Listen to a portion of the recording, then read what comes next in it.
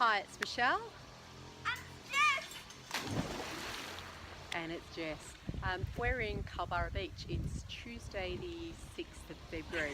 So this is our first leg outside of Sydney, and it's been, we're 2.5 hours from Sydney, and it's been really nice to get out of the city, hasn't it, Jess? Yeah. Yeah, I reckon this has been a lot more like what I thought our trip was going to be like. Yeah. Yeah? I'll explain a little bit about what I mean by that.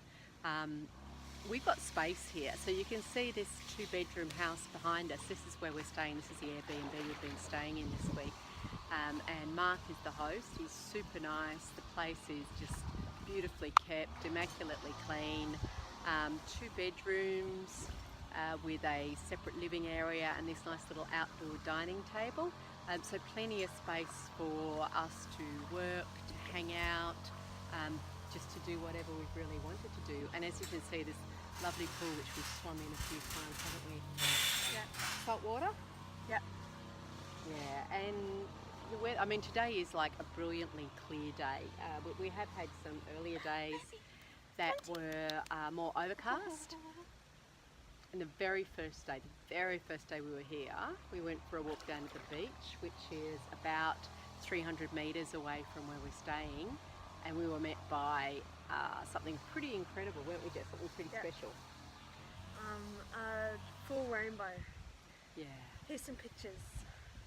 Yeah, it was just like Mother Nature saying welcome. And the first afternoon we just walked down to the beach, as I said, had a bit of a look around. It was a weekday, so there weren't too many people around. We had a walk, no swimming that day, but just really enjoying the beach. Come here. This is our friend Jonty.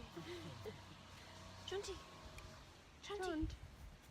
Hello, baby. Jonty's blind, so he can't see a camera. Sit. Sit. An old chocolate Labrador. He's a very gentle soul. Yeah, so the first full day we were here, the Friday. We came on Thursday, so Friday was the first full day. We'd settled in, and really for me it was the start of my working year in a lot of ways. I've been doing a little bit of work, but it was really when the working routine kicked in. So I've been getting up at 6 o'clock in the morning and working, taking a break for breakfast, but working until around about 12:30 most days, and that's going pretty well for me. I'll post separately about some of the things I'm working on, preparing for a keynote address next week at the University of Wollongong.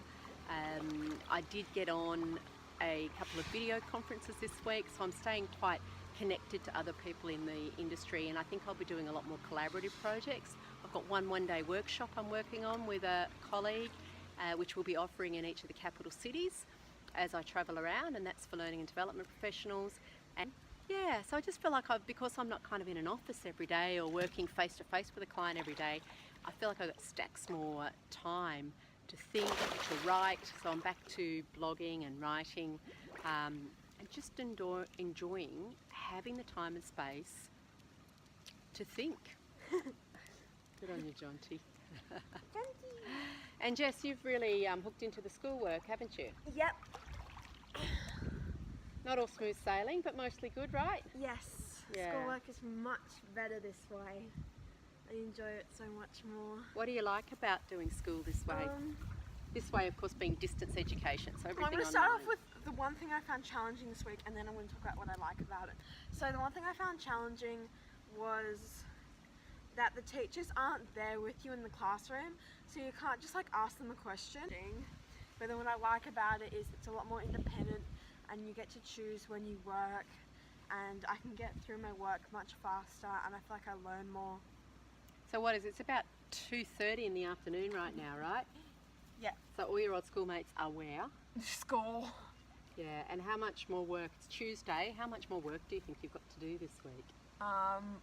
1 hour work. Yeah, having said that, Jess has taken a pretty flexible approach, and she's trying to get in and do all the work early. So the routine we've been trying my routine I've been trying, because you've been a lot more flexible, right? I've been trying this routine where I work in the morning until about 12:30, then the afternoon's supposed to be for playing and exercise.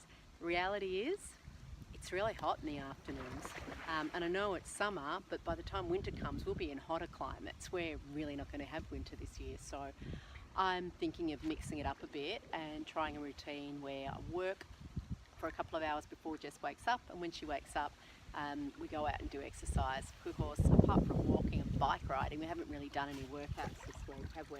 Playing with the dogs. Playing with the dogs, yeah, that's been a good workout.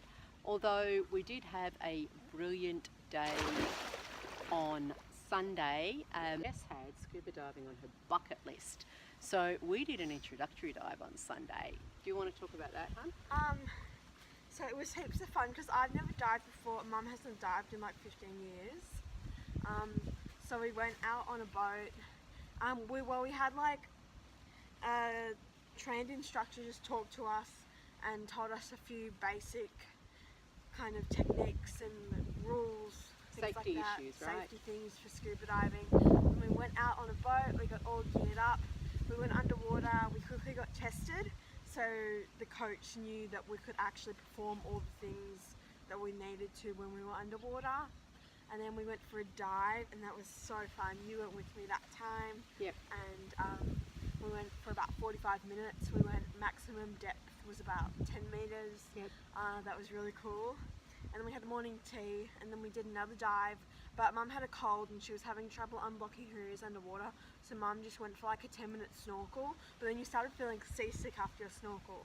Well, I started feeling seasick while I was snorkeling because the water, there was a lot of swell. We're at a place called Bowen Island, and we'd come around the edge of the island out more towards the open ocean. I get pretty seasick normally. I had taken a couple of really good tablets that don't make you drowsy, but I think by then it was sort of like 4.5, 5 hours after I'd taken them. So yeah, I was starting to feel a bit nauseous. So I just had a nice time sitting on the boat, taking a few photos and just enjoying the scenery while you did another dive. And on that dive, it was really cool. I saw a shark and a blue grouper came up to my face, and there was heaps of different schools of fish.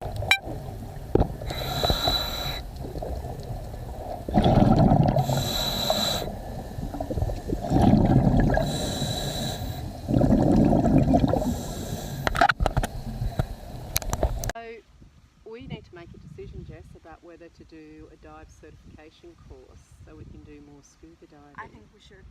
Yeah? Yep. Let's organise that. So, other highlights. Sunday afternoon. Yeah, after we went diving, we went over to my great uncle and great aunt's place, and They live at a place called Wrights Beach, which is near Hyams Beach. And we actually, when we were at their place, they actually hand feed these kangaroos, a mother and a daughter, and we got to feed the kangaroos and pat them, and it was really, really cool, and we became besties.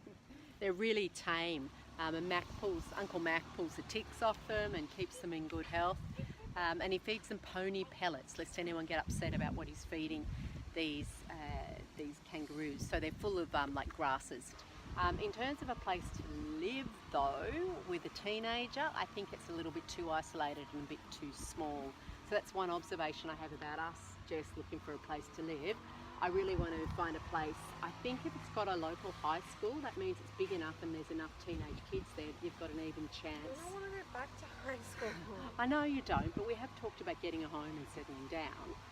So I think that would be a good indicator of minimum size of a place to have a high school. Because one of the things that's really nice about how we're living at the moment is we don't have that big travel, the commute in the mornings for you to school or for me to work. So to be able to live close to your school, and for me to really make a go of working online so I can keep working predominantly remotely, potentially from the people I'm working with, I think that would be good. Yep. Anything else you want to add? Nope. Well, I want to add that we're getting afternoon tea, so we got to go. Yeah, we do. Okay, until next time. Bye.